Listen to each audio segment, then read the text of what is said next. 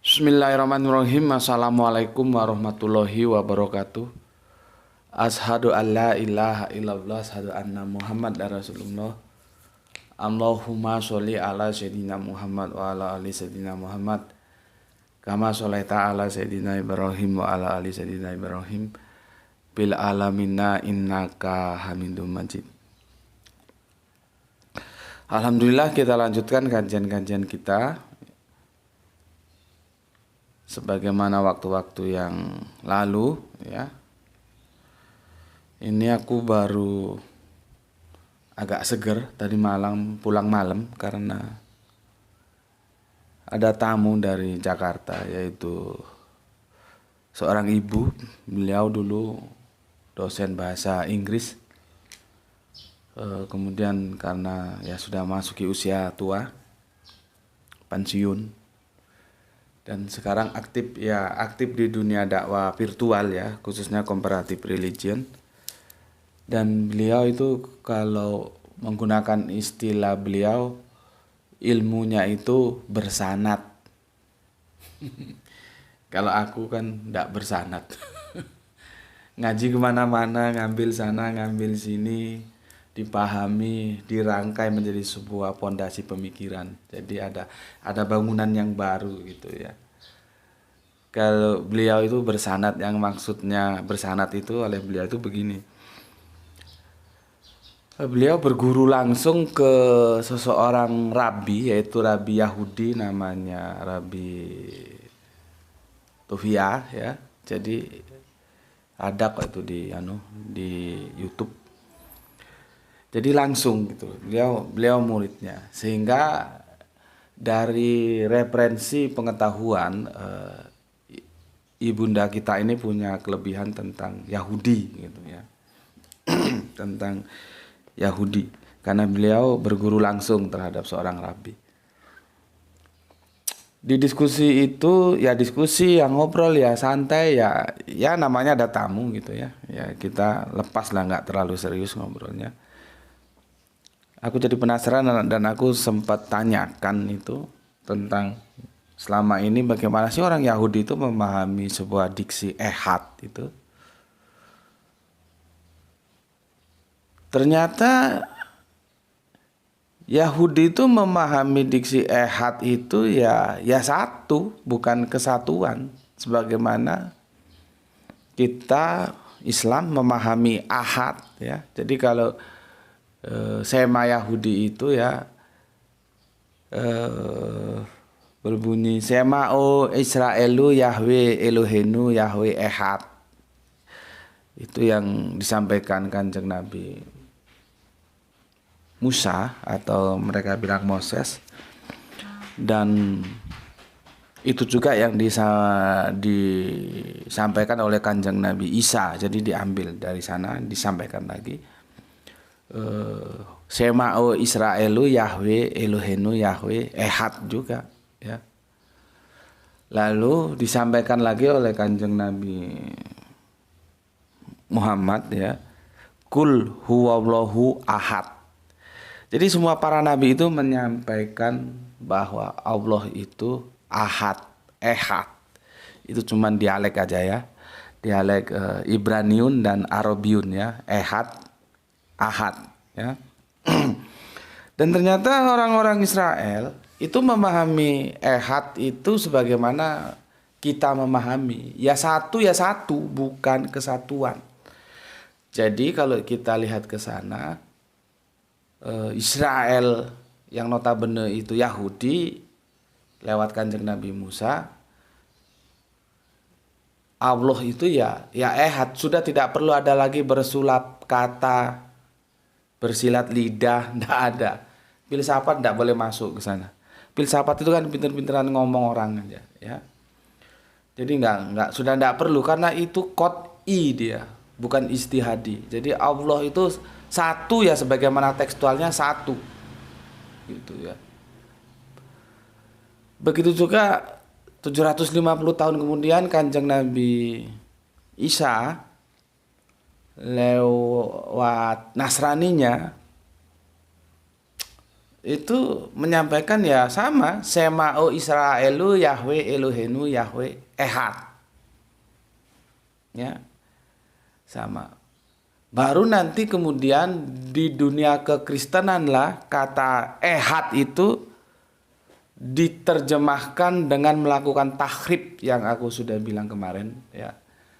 Tahrif itu ada tahrif yang langsung teksnya dirusak, ada yang penafsirannya dirusak. Nah, ini merusak penafsiran. Dari ehad yang satu ditafsirkan menjadi kesatuan, ya. Tetapi kita harus tahu di dalam kekristenan itu tidak satu suara. Dari situ aja kita sudah nampak tidak apa ya? Ada ketidakberesan di dalam konsep teos di dunia kekristenan. Karena apa? Tidak satu suara mereka. Maka yang aku katakan ini kekristenan yang tritunggal, ya, bukan yang tunggal. Begitu selanjutnya di 650 tahun atau ya 600 tahunan lah, kurang lebih begitu. Atau kalau dibulatkan 650, ya. Kanjeng Nabi Muhammad lewat Islam yang disampaikannya ya kul huwallahu ahad gitu, ya. Terus aku tanya, lalu apakah dalam pemikiran Yahudi itu ada yang ehad itu menunjukkan kesatuan gitu? Dijawab oleh bunda kita ini, dia jawab tidak ada gitu. Bahkan orang Yahudi itu mengatakan yang disembah orang Islam itu ya yang disembah orang Yahudi itu. Karena ketemu di karakteristiknya ketemu. Contohnya wal awalu wal akhiru, terus ya yang Allah itu yang tetap, tidak Allah itu berubah menjadi ini terus menjadi itu, apalagi menjadi manusia enggak. Terus apalagi kemarin ngobrolnya, Allah yang maha kuasa, yang nggak bisa digampar, ya, nggak bisa terus diludahi. Terus apa lagi lupa. Jadi di syarat-syarat itu ketemu, cuman nanti bedanya itu di nama gitu. Ketika dalam Islam dia Allah, sedangkan di dalam Yahudi itu YHWH. Itu sebetulnya YHWH. Jadi orang nyebut Yahweh, Yehuwa itu tambah-tambahan orang aja itu supaya bisa hidup. Karena itu kan tetragramaton itu. Ya, kalau ditarik ke huruf-huruf Ibraninya. Tetapi meskipun beda, satu YHWH, satu Allah itu juga berdasarkan tetragramaton juga. Jadi alif lam lam ha. Artinya di sini kita akhirnya perlu sebetulnya mendatangkan orang yang pakar dua bahasa ini. Di mana sih titik pisahnya atau di mana sih titik temunya dari kedua tetragramaton versi Yahudi dan versi Islam, ya, yang akhirnya ketemu sama-sama tetragramaton gitu. Bahkan dalam aktualisasi kehidupan orang-orang Yahudi itu selama bunda kita ini bergaul, mereka kalau sholat itu ya kita sebut sholat gitu aja lah, ya. Kalau nggak ada tempat sholat di masjid. Dan mereka biasanya pilih waktu sepi, saat masjid sepi itu mereka sholat, karena supaya nanti jangan dianggap ini Islam tapi aliran lain gitu, ya. Tentunya kan ada beda-bedanya lah dalam hal ruku, sujud atau gimana. Artinya mereka mau sholat di masjid gitu. Yang paling asik lagi masalah makanan. Mereka sangat sangat welcome terhadap makanan-makanan dari Islam daripada di luar Islam, apalagi Kristen, ya. Halal haramnya itu mereka mengapresiasi, bahkan sebetulnya kalau kita lihat itu lebih ketat Yahudi daripada Islam tentang makanan gitu. Jadi mereka terutama kalau sembelihan gitu, ya, itu tidak mau kalau bukan sembelihannya orang Islam, ya. Terutama yang dijelaskan tentang darah itu harus mengalir. Jadi tidak mau, orang Yahudi itu tidak mau makan sembelihannya orang Kristen itu tidak mau, gitu, ya. Dari situ sebetulnya kesimpulan ngobrol-ngobrol itu seharusnya memang kekristenan itu kembali kepada Nasrani. Karena Nasrani itu masih tidak kehilangan napak tilasnya keyahudian. Ya. Jadi Yahudinya itu masih tidak lepas gitu loh. Masih terwarisi. Ya Kanjeng Nabi Isa disunat 8 hari itu kan syariat Yahudi. Ya. Yang jadi masalah kan ketika masuk ke dalam dunia kekristenan sehingga tercerabut. Akar Yahudinya itu tercerabut. Dari sini teman-teman Kristen ya enggak tahu ya, seharusnya ya harus tahu bahwa yang mereka sembah itu bukan lagi yang disembah orang Yahudi, bukan lagi Allah Abraham, Ishak dan Yakub. Karena Yahudi itu tidak pernah menyembah Yesus, bahkan lebih tragis kalau Islam masih mengapresiasinya sebagai nabi. Ini Yahudi sebagai nabi aja tidak. Gitu. Ya. Kalau sudah ke situ nanti kita tahu peta Abrahamic Faith ini. Ya, bahwa Yahudi, Nasrani, Islam itu satu garis menyembah satu eksistensi yang sama. Baru di dunia kekristenan nanti dalam tanda kutip Kristen Tritunggal ya. Ya termasuk yang Oneses lah, walaupun tunggal tapi itu kan Yesus only ya. Itu sudah tercerabut dari akar Yahudinya. Artinya yang disembah ya tidak sama dengan yang disembah Yahudi dengan yang disembah Islam. Begitu. Ya. Kalau Kristen Tauhid atau Unitarian dan Saksi Yehova, itu ketemu Mas Ian. Ya, karena mereka belum tercerabut dari akar Yahudinya. Itu hasil ngobrol-ngobrol dengan tamu terhormat dari Jakarta ya, dari Jakarta, seorang ibu yang ya aku banyak menimba ilmu lah dari beliau karena beliau memang sekolah langsung ya. Artinya mendapat didikan langsung dari seorang rabi begitu. Makanya pulangnya agak malam dan ini agak lelah baru bangun, terus baca komentar, ada komentar yang menarik ya dari viewer kita kemarin ya. Aku minum dulu. Bismillahirrahmanirrahim.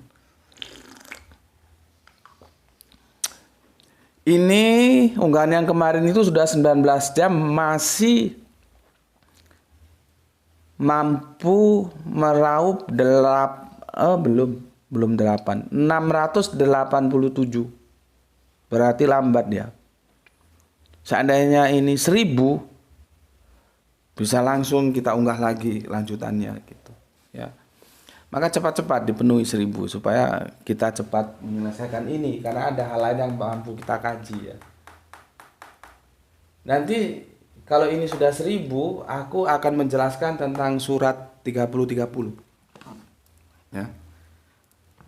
Surat sebentar 30 itu sulit, itu dipahaminya sulit, seperti surat Az-Zukhruf 61 itu juga sulit kalau kita tidak tahu konteksnya ya.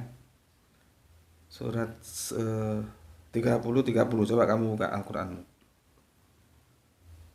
Surat 30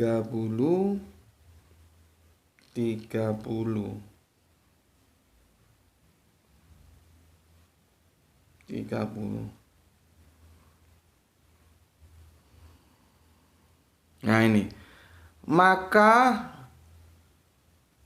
hadapkanlah wajahmu dengan lurus kepada agama, maksudnya Islam ya. Hadapkanlah wajahmu. Ini bahasa sastra dan kamu harus ngerti ya. Hadapkan wajahmu bukan berarti dipentelengi ini ya. Maka hadapkanlah wajahmu dengan lurus kepada agama dalam kurung Islam sesuai fitrah Allah. Nah, fitrah Allah disebabkan dia telah menciptakan manusia menurut itu, artinya menurut fitrah, tidak ada perubahan pada ciptaan Allah. Fitrah itulah ya, fitrah itulah, itu kembalinya ke fitrah ya. Agama yang lurus tetapi kebanyakan manusia tidak mengetahui. Nah, di sini ada kata fitrah, fitri. Nanti kalau yang itu sudah 1000 aku unggah kajian kita membahas surat 30-30 karena di situ ada diksi fitrah. bagaimana diksi fitrah itu dipahami. Karena nanti aku akan menukil hadis sesungguhnya anak manusia itu dilahirkan dalam keadaan fitrah. Mau jadi Yahudi, Nasrani itu Majusi itu orang tuanya. Nah, banyak yang salah memahami dengan diksi fitrah itu, ya. Maka sebelum itu aku akan menjelaskan fitrah menurut ini.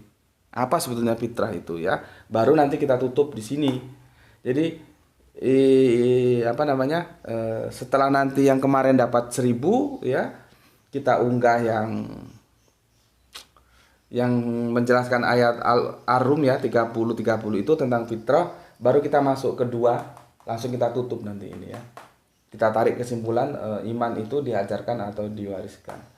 Nah, adapun ini sebetulnya ini sebuah selingan, tapi karena perlu maka aku harus jawab dan aku bikin video tersendiri, tidak termasuk dari itu kemarin.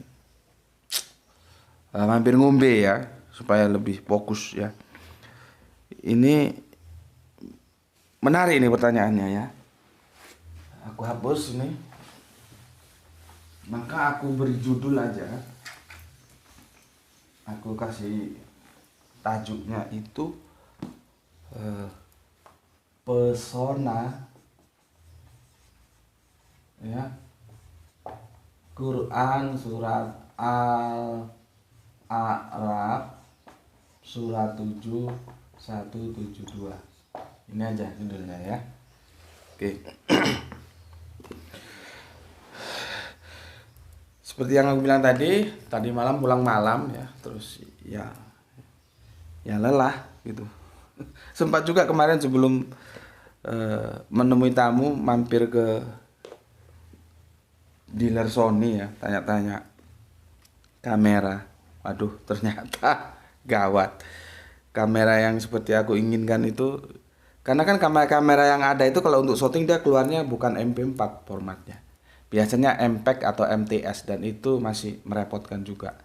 Yang langsung keluar MP4 jadi seperti handphone itu. Karena kalau sudah keluar MPEG, MTS itu perlu di apa lagi namanya, dikonvert lagi, dan itu kualitas gambarnya menurun lagi. Belum lagi nanti di render nurun 2 kali dia. Sony yang ya kita bilang kamera ya Sony ya, yang ya maksudnya merek yang handal lah gitu ya. Meskipun yang lain-lain juga sebetulnya ada sih yang handal ya. Kalau Sony yang keluar langsung MP4 itu aduh, ngeri harganya. Berapa? 11.800.000. Jadi kalau dibulatkan ya 12 juta lah ya. Terus aku bilang, waduh kok ngeri gini harganya gitu. Oke, itu hasil oleh-oleh main kemarin. Oke, kita kembali sekarang ke ini. Pesona Al-A'raf ya. Jadi ayat ini memang mempesona sekali. Tadi sambil melepas kelelahan semalam baca-baca, jadi kalian nggak usah khawatir ya, semua aku baca komentar kalian dan terima kasih ya. Doa-doa baik kalian juga aku harapkan akan kembali kepada kalian juga ya.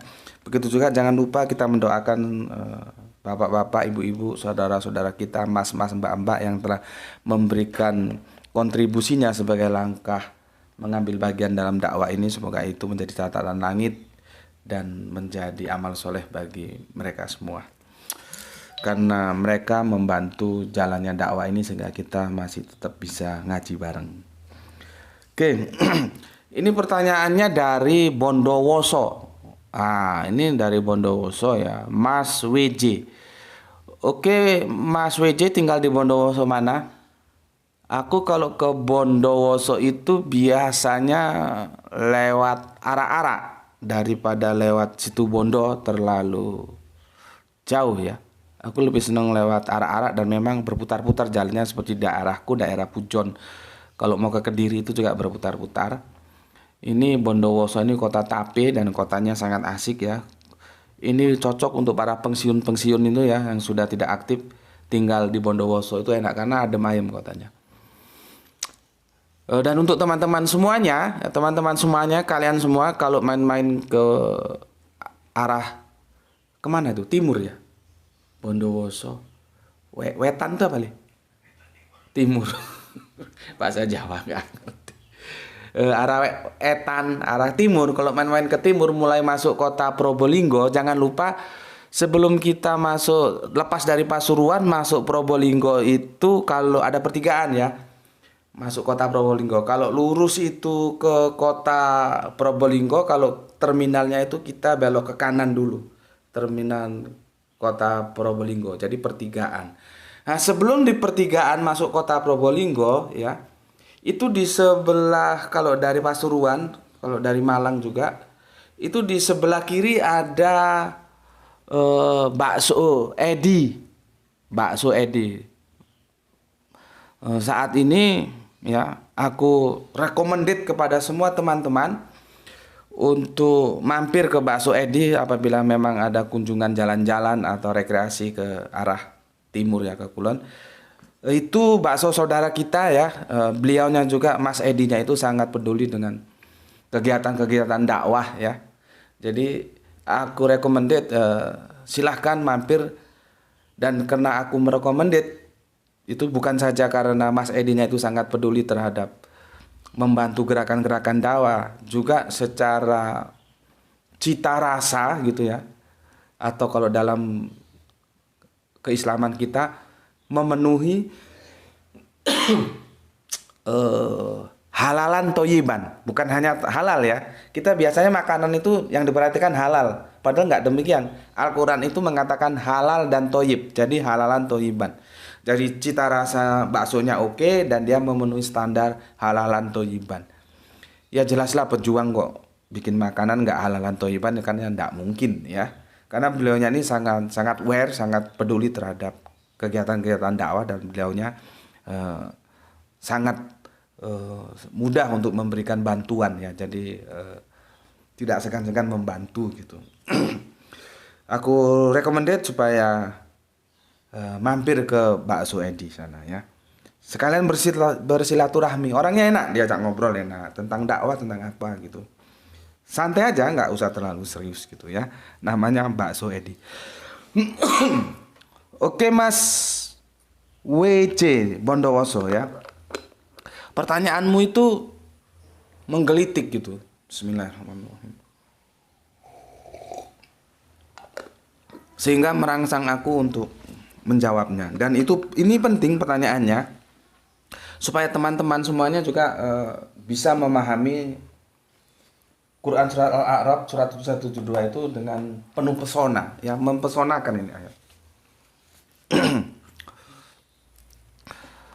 Oke, begini pertanyaannya.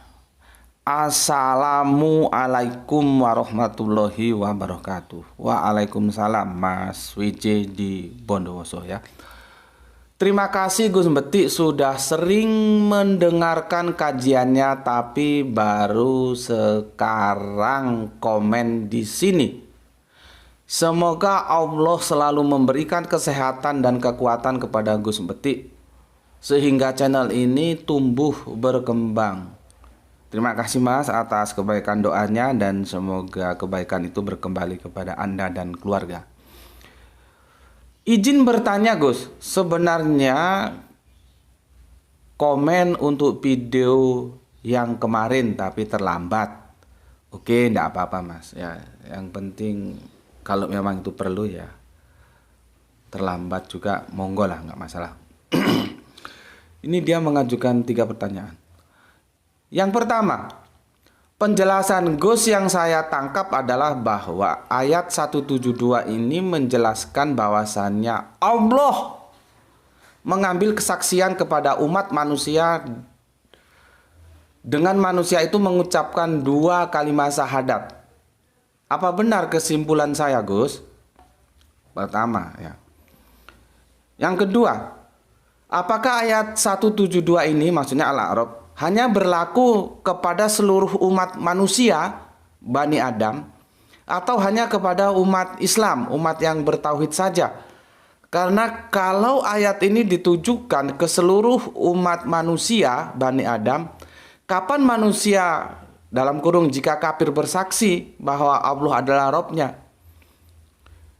Jika ditujukan kepada umat Islam, umat yang bertauhid saja, maka bertentangan dengan ayat itu sendiri karena menggunakan kata Bani Adam.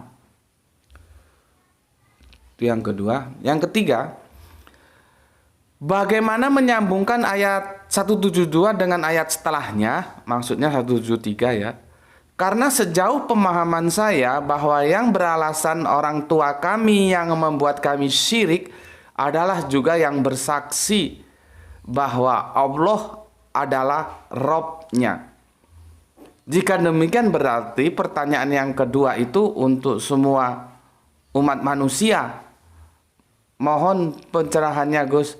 Terima kasih atas jawabannya. Wassalamualaikum warahmatullahi wabarakatuh. Gampang-gampang susah. Pertanyaannya ini berbobot ini.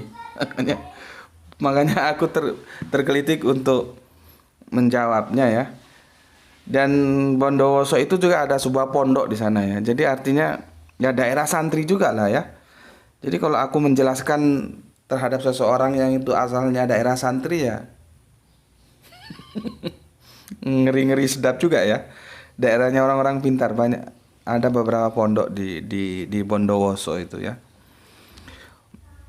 Kota Tape Bondowoso ini. Oke Mas, aku jawab ya. Pelan-pelan.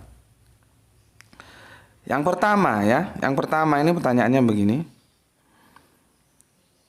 Penjelasan Gus yang saya tangkap adalah bahwa ayat 172 ya ini menjelaskan bahwasannya Allah mengambil kesaksian kepada umat manusia dengan manusia itu mengucapkan dua kalimat syahadat. Apakah benar kesimpulan saya Gus?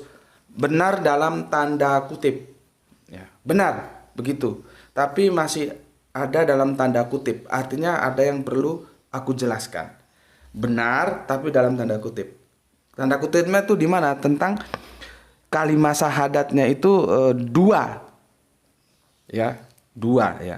Jadi ini nanti apakah benar itu syahadaten atau bagaimana gitu ya, kita hubungkan dengan teksnya ya, dengan teksnya.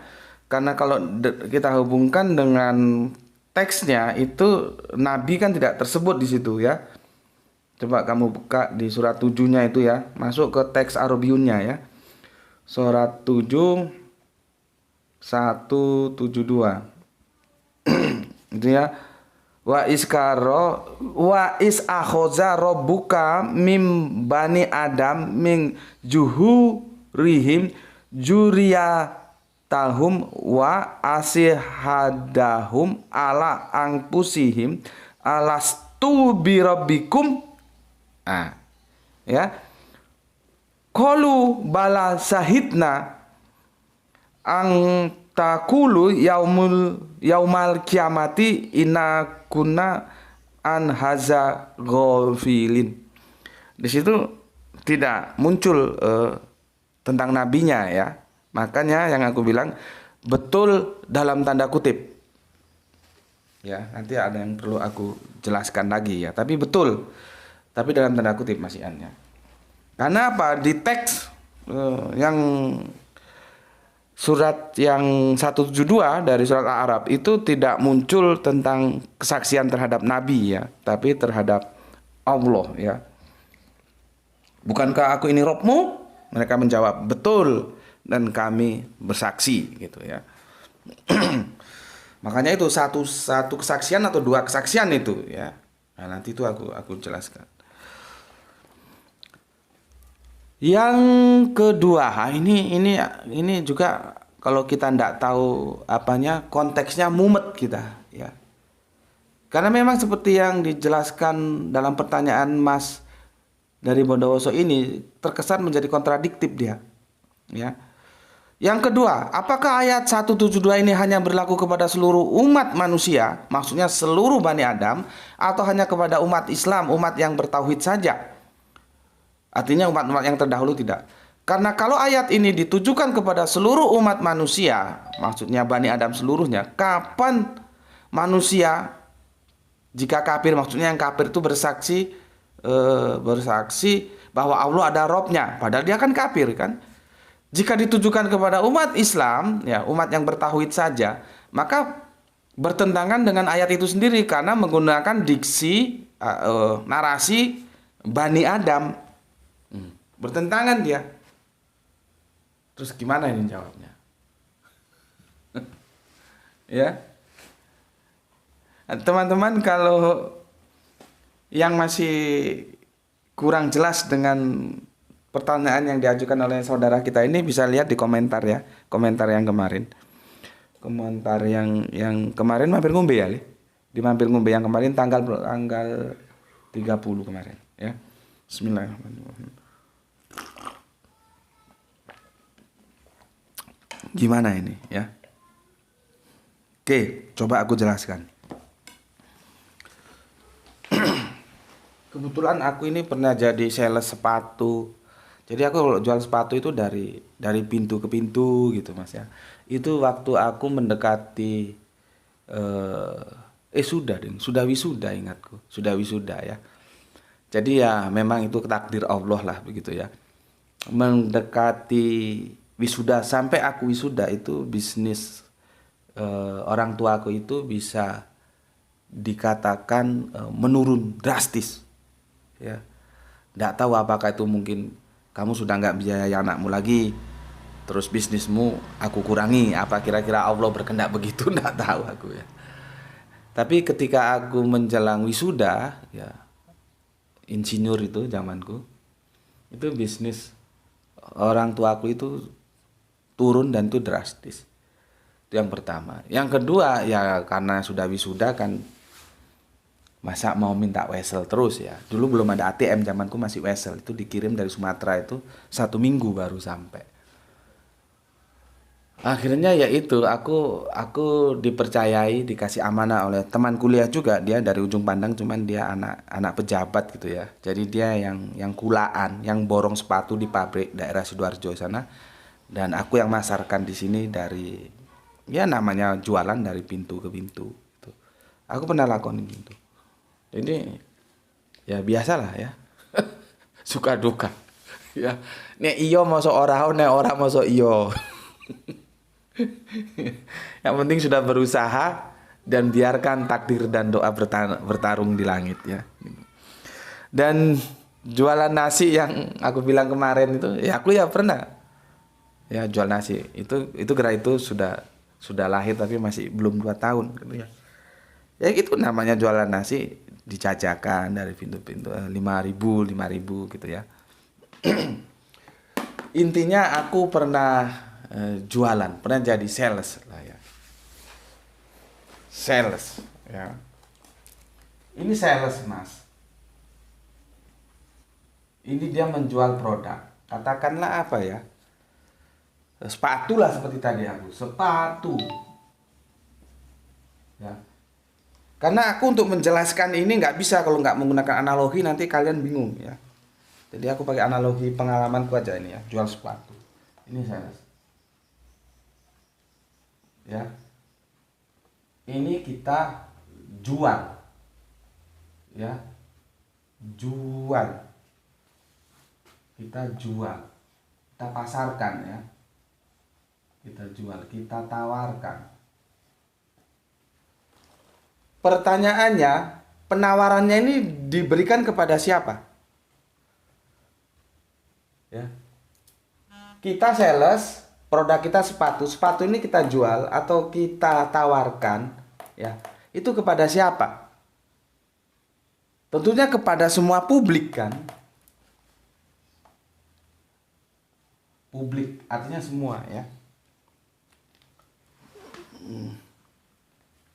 Kepada semua publik.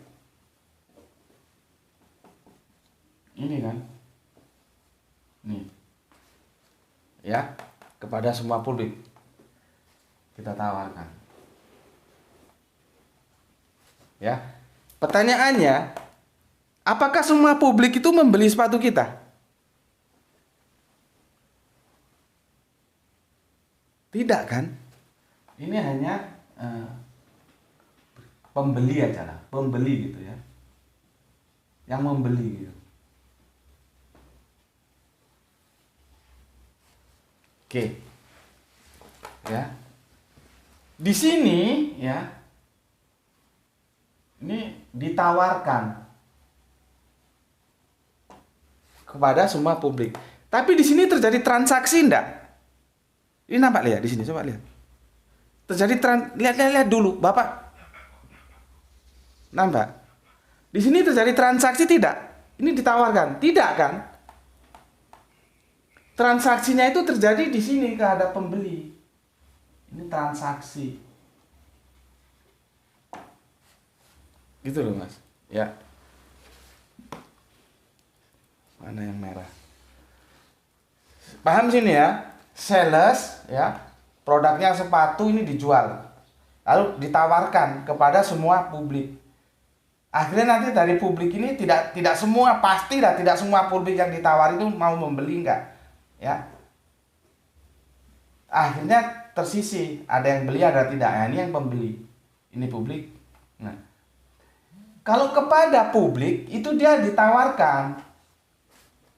Tetapi tidak semua terjadi transaksi kepada publik. Transaksi itu terjadi hanya kepada pembeli. Ini. Ya. Ini dulu pahami. Publik yang membeli. Ya. Ya. Kepada publik itu ditawarkan doang. Hanya ditawarkan, tidak terjadi transaksi. Baru transaksinya terjadi kepada yang mau membeli. Kan ditawari tidak semua mau. Jadi sama dengan Al-A'raf itu ya, kalau kita lihat itu begini. Aku tarik sini ya. Ini syahadat. Ya. Ini ditawarkan ke publik. Ya. Sorry.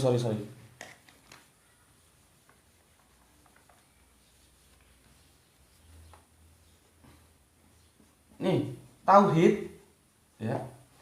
Ini ditawarkan ke publik. Sama dengan ini ya. Sepatu itu ditawarkan ke sama publik.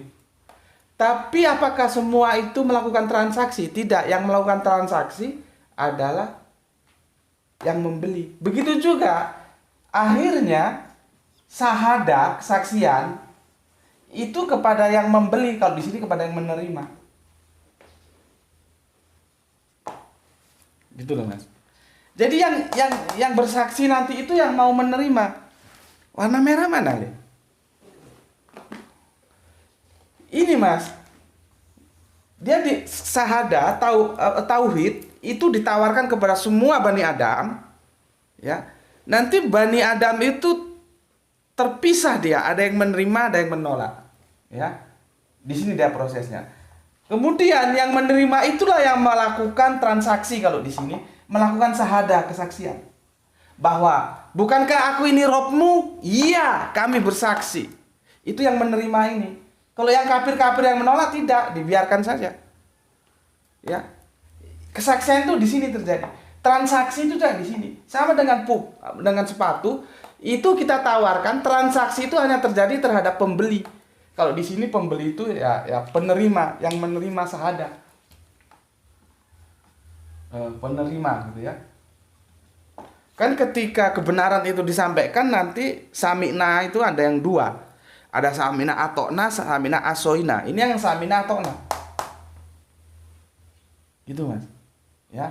Ini yang sami'na atokna.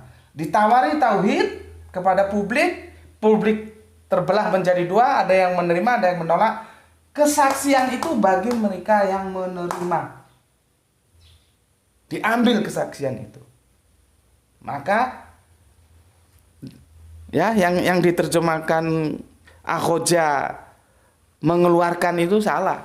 Mengambil kesaksian dari manusia-manusia Bani Adam yang menerima tawaran tauhid itu, bahwa alastu birabbikum, tuh ya, bukankah aku ini Tuhanmu? Yes, gitu ya. Mereka menjawab iya, yes, ya. Kami bersaksi, ya. Jadi itu nanti menjadi sebuah rangkaian yang jelas Seperti yang aku bilang kan, mempesona sekali ayat ini. Ya. Oke, aku ulangi. Ditawari tauhid, ya. Terus transaksi atau syahadah itu, kesaksian itu terjadi bagi yang menerima. Ini berlaku kepada siapa? Ini berlaku kepada seluruh nabi, kepada umatnya sejak zaman Kanjeng Nabi Adam. Makanya aku bilang tadi, yang kedua itu benar dalam tanda kutip, ya. Karena di surat 7 itu tidak muncul nabinya. Nanti nabinya itu dia sesuai dengan dia hidup di era kenabian siapa? Ya, kalau dia hidup di era kenabian Kanjeng Nabi Ibrahim, ya ashadu alla ilaha illallah wa ashadu anna Ibrahim Rasulullah.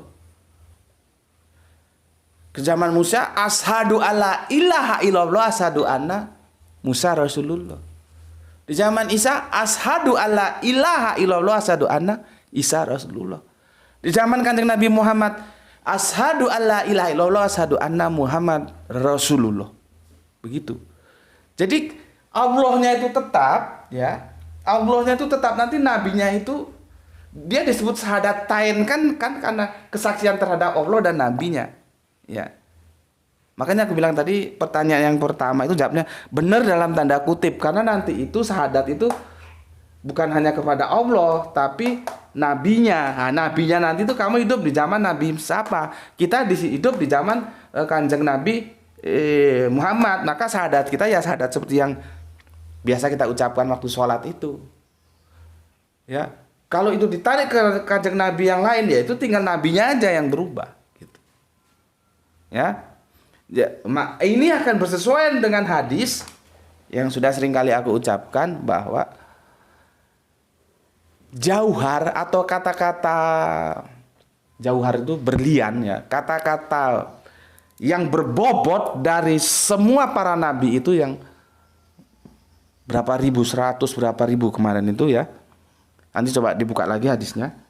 Itu seutama-utama yang diucapkan adalah la ilaha illallah. Itu sejak Nabi Adam sampai Kanjeng Nabi Muhammad, utama yang keluar dari lisan para nabi itu adalah tauhid ini. Tunggal, satu, ahad, bukan satu kesatuan. Ya. Nah, itu nanti di persaksian ini. Jadi kamu jangan ngeles nanti kebangkitan. Loh, kamu kan sudah bersaksi. Gitu loh. Nah, konsekuensi dari kesaksian, ya, syahadah ini itu ada konsekuensinya. Kalau kamu sudah bersahadah, bersaksi bahwa Rabbmu Allah, maka kamu harus mau diatur Allah. Jangan kamu terus manut aturanmu sendiri. Ya. Seperti aku bilang kemarin, ya. Sebetulnya, ya, Abu Jahal dan abu-abu yang lain yang jahat-jahat itu yang memusuhi Kanjeng Nabi itu, bagi mereka itu sebetulnya mau Allah 1, mau 2, mau 3, mau 1000, mau 2000 itu tidak ada urusan, karena mereka nggak ngurus itu. Ya. Jadi sebetulnya bukan tauhid secara formalitasnya yang dipermasalahkan oleh Arab-Arab jahiliyah itu. Tetapi apa? Konsekuensi dari bertauhid itu. Karena kalau kita sudah bertauhid, hanya mengakui Rabb kita Allah saja, konsekuensi logisnya dia harus tunduk hidup dalam hukum Allah. Itu loh. Lah Arab-Arab jelebo itu tidak mau, dia sudah punya aturan hidup sendiri. Kalau hukum Allah itu nanti ditegakkan, wah, mengganggu zona kenyamanan mereka. Itu loh, duduk permasalahannya di situ. Ya. Di situ duduk permasalahannya. Ya. Jadi ada konsekuensinya. Kalau hanya sekedar bersahadah itu sepertinya ringan, tapi konsekuensi ketika kamu, ya, sudah hidup dalam hukum Allah sebagai aktualisasi dari sahadamu itu bahwa bukankah aku ini Rabbmu? Iya. Gitu kan? Begitu kan? Maka kamu harus rela diatur oleh hukum Allah. Sebagai contoh nih, Allah bilang, kamu itu gampangnya gini aja lah. Jangan makan babi kamu itu. Ya kamu kalau sudah bertauhid ya kamu jangan makan babi. Gitu loh. Misalkan kamu jangan mencuri. Ya kamu jangan mencuri. Nanti uang rakyat kamu curi. Ya, kamu jangan riba. Ya kamu tidak boleh riba. Itu hukum-hukum. Ya. Dan itu akan mempengaruhi kebijakan-kebijakan kehidupan loh. Karena ini berbicara tentang membangun peradaban. Bayangkan kalau ada sebuah kekuatan hukum mengatakan babi tidak boleh dikonsumsi di negara ini. Coba. Apakah ternak babi itu merasa terganggu? Orang-orang yang bisnis babi. Kan di sana. Jadi masalahnya itu hukum mana yang mau ditegakkan? Hukum jahiliyah atau hukum Allah? Itu bisa dibaca di surat Al-Maidah surat 50. Hukum mana? Itu yang menjadi keberatan pada Arab-Arab jelebok itu sehingga mereka menentang habis-habisan Kanjeng Nabi Muhammad. Kenapa? Eksistensi mereka terganggu, Arab-Arab jelebok itu. Mereka tidak mau hidup dalam hukum Allah. Mereka mau hidup hukum sakarepe udele dhewe. Gitu. Ya. Oke. Jadi jelas Mas ya. Islam itu tauhid itu ditawarkan kepada siapa? Kepada semua manusia. Baru nanti yang mau itu direkrut. Makanya aku bilang kemarin kan sebetulnya lebih asik lagi kalau mengambil itu merekrut. Jadi ini direkrut gitu loh, rekrutmen. Ditawarkan yang mau direkrut dan bersaksi kita. Supaya nanti hari kebangkitan jangan ngeles. Loh, kamu dulu kan sudah bersaksi kok, kamu nggak hidup dalam hukumku. Gitu, ya. Ya nanti tinggal kesaksiannya, sahadanya tergantung nabinya siapa. Itu era-eranya situ. Tetapi tentang alastu birabbikumnya itu ya tetap Allah itu. Nanti nabinya itu sesuai dengan zamannya, ya. Oke Mas ya. Jadi enggak benturan dia. Ini kan enggak benturan ini. Siapa yang tauhid ditawarkan kepada siapa? Semua Bani Adam. Lalu kesaksiannya diambil kepada siapa? Diambil yang mereka mau direkrut.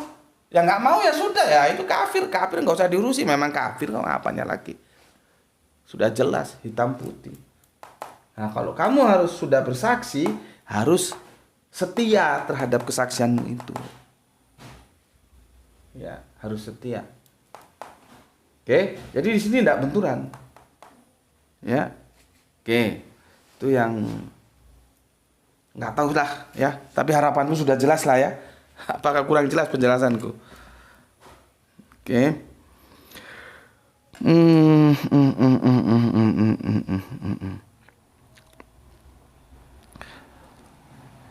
Berikutnya yang ketiga, bagaimana menyambungkan ayat 172 dengan ayat 173 ya setelahnya.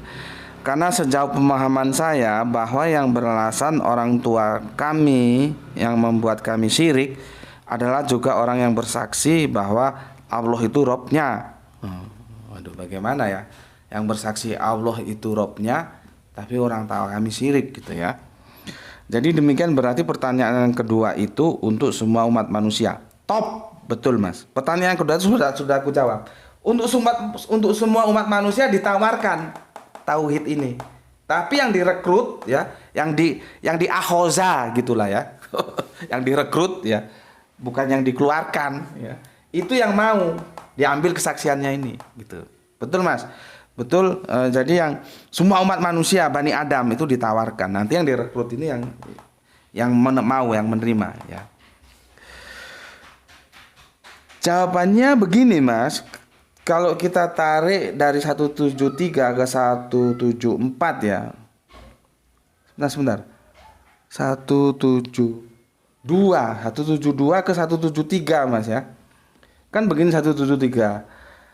Auta kulu inama asiroh asiroha. Aba maksudnya itu orang leluhur-leluhurmu ya. Ya.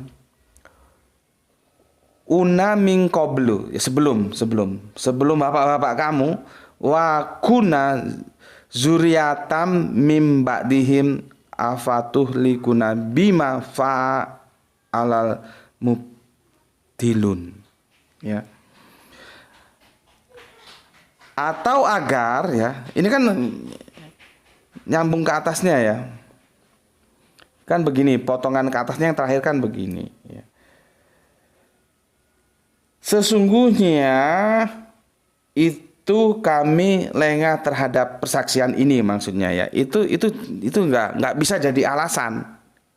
Tadi kalau kamu, aduh kami lengah terhadap tauhid kami sehingga kami tidak hidup dalam hukum Allah, itu nggak bisa jadi alasan. Orang dulu sudah bersaksi kok, gitu loh ya. Itu ujungnya surat 172. Terus digandeng ke 174. Atau, nah, jadi alasan yang di atas itu nggak diterima. Atau agar kamu tidak mengatakan sesungguhnya nenek moyang kami telah musyrik, telah mempersekutukan Tuhan sejak dulu, sedangkan kami adalah keturunan-keturunan yang berikutnya, ya, qobla, ya, yang belakangan, ya. Kalau di sini kan akhirnya menjadi tulang belakang, itu nggak tahu gimana maksudnya. Kalau di surat tujuannya ya, tapi kan kemarin sudah kita dekonstruksi terjemahannya ya. Jadi yang lahir belakangan, sedang kami adalah keturunan yang datang setelah mereka. Maka apakah engkau akan membinasakan kami karena perbuatan orang-orang dahulu yang sesat? Itu loh ya. Terus di 174, dan demikianlah kami menjelaskan ayat-ayat itu agar mereka kembali. Maksudnya kembali kepada siapa? Kepada kebenaran. Artinya Mas, di surat 173 ini ya, untuk memperjelas bahwa kita tidak bisa melempar tanggung jawab kepada nenek-nenek moyang kita, kepada bapak-bapak kita. Ini pakai bahasa aba ya. Itu tidak bisa. Nah, ini akan mulai menguat. Iman itu sebetulnya diajarkan atau diwariskan. Paham ya? Jadi syahadah ini, misalkan kamu syirik, lah kami bagaimana, bapak-bapak kami dulu syirik? Nggak bisa begitu. Nggak bisa pertanggung jawab. Syirik itu nggak bisa dilemparkan kepada leluhur yang dulu. Jadi urusan bapak-bapak kita itu urusan bapak-bapak kita, urusan kita, urusan kita. Setiap orang punya tanggung jawab sendiri terhadap kesaksiannya. Pardu apa jenenge nek dewi-dewi? Pardu ain, pardu kifayah. Pardu apa itu? Pardu ain. Ya. Jadi nggak bisa dilemparkan kepada orang lain. Syahadat kesaksian tidak bisa. Kamu tidak bisa menggunakan moyang-moyangmu itu.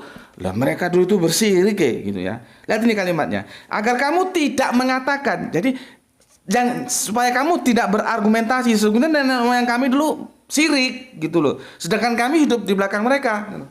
Apa?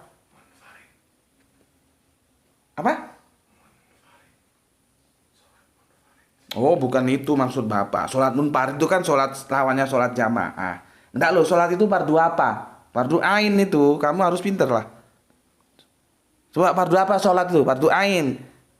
Nanti kalau sholat jenazah itu fardu kifayah gitu loh maksud Bapak itu. Bukan munfaridnya itu. Apa?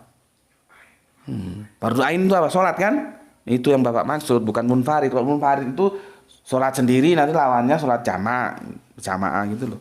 Ya, jadi ini fardu ain. Setiap kamu bersyahadat, karena kamu nggak akan dituntut atas perbuatan orang-orang lalu. Orang-orang lalu tidak akan dituntut dengan perbuatan orang-orang berikutnya, nggak ada. Jadi makanya itu dalam Islam tuh nggak ada dosa itu waris-warisan tuh nggak ada. Karena sampai mampus pun dicari pegadaian dosa itu nggak ada. Kecuali orang yang terdogma baru percaya ada dosa waris-warisan. Seharusnya kalau ada warisan dosa, ada warisan pahala dong. Nggak fair dong kalau hanya dosanya Adam yang diwariskan tapi pahalanya Adam Bagaimanapun Adam itu manusia seperti kita, dia punya dosa, punya pahala. Tapi kenapa kok hanya dosanya yang diwariskan? Ayo, siapa bisa jawab? Kan tidak fair itu, tidak adil seperti kemarin aku. Tapi alhamdulillah ya. Alhamdulillah aku terima kasih saudara-saudaraku, kamu ngerti ya. Kemarahanku itu bukan kemarahan kebencian, tapi kemarahan sebuah kasih sayang.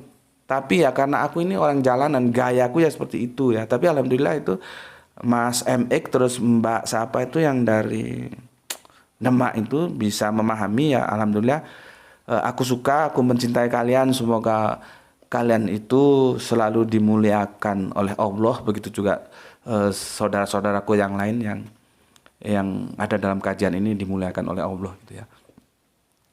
Artinya apa? Kalian harus memahami aku gitu. Aku juga punya kelemahan ya. Karena kalau dilihat videonya saja tanpa melihat latar belakang kehidupanku, orang akan wah ini gimana ini kok preman sekali gitu. Yang bagaimana memang dulu kehidupannya preman itu loh.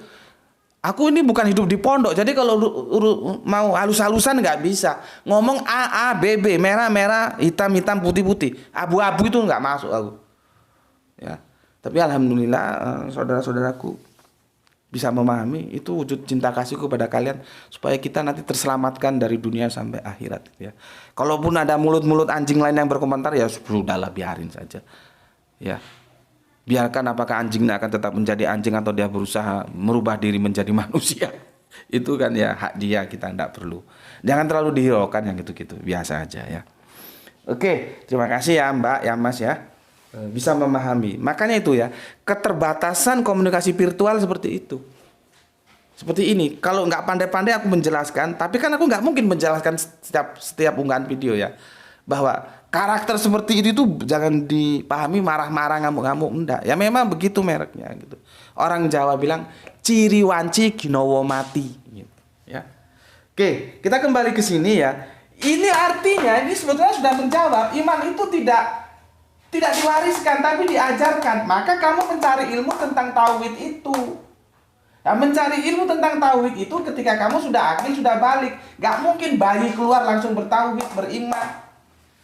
Itu loh. Jadi ayat yang ke-73, kamu nggak bisa melepas tanggung jawabmu. Oh itu bapak-bapak gue, nenek moyang gue sirik. Ya itu kan urusan bapak-bapak lu, nenek moyang lu tanggung jawabmu mana? Gitu loh maksudnya ya. Jadi ini sangat melengkapi. Memang ayat 172 itu harus dituntaskan ke ayat 173. Ya, bahwa tidak ada alasan kita untuk ngeles ketika kita sudah bersaksi. Gitu ya, bersahadah ya. Berapa lama leh? 57. Ya, waduh sudah 57 ya, sudah cukup ya. Itu Mas yang dari Bondowoso ya. Terima kasih atas pertanyaannya, sangat bagus, sangat menginspirasi. Kalaupun masih kurang-kurang itu di luar kemampuanku lah ya, kemampuanku menjawab seperti itu ya dengan menggunakan analogi seperti ini ya. Jadi apa yang Mas katakan itu benar ya, itu ditawarkan kepada seluruh Bani Adam, lalu nanti diambil kesaksian bagi mereka yang mau ya menerima Allah sebagai Robnya. Itu dari aku, salam untuk keluarga di Bondowoso, juga salam untuk keluarga semua player-playerku yang ada di NKRI ini ya. Alhamdulillah senang aku bacanya. Ada yang di Padang, ada yang di Aceh, ada yang di Lampung, ada yang di Tangerang, Bekasi, Kerawang, Jakarta, mana lagi Banjarmasin, terus Kutim, Kutai Timur, terus ada lagi Balikpapan, Samarinda, Makassar, Palu, mana lagi itu Bone, terus ada lagi Buton, ada lagi Papua ya, Maumere ya, banyak lah. Alhamdulillah aku senang. Semoga kita nanti bersama-sama diketemukan di surganya Allah. Bismillahirrahmanirrahim. Alhamdulillahirabbil alamin.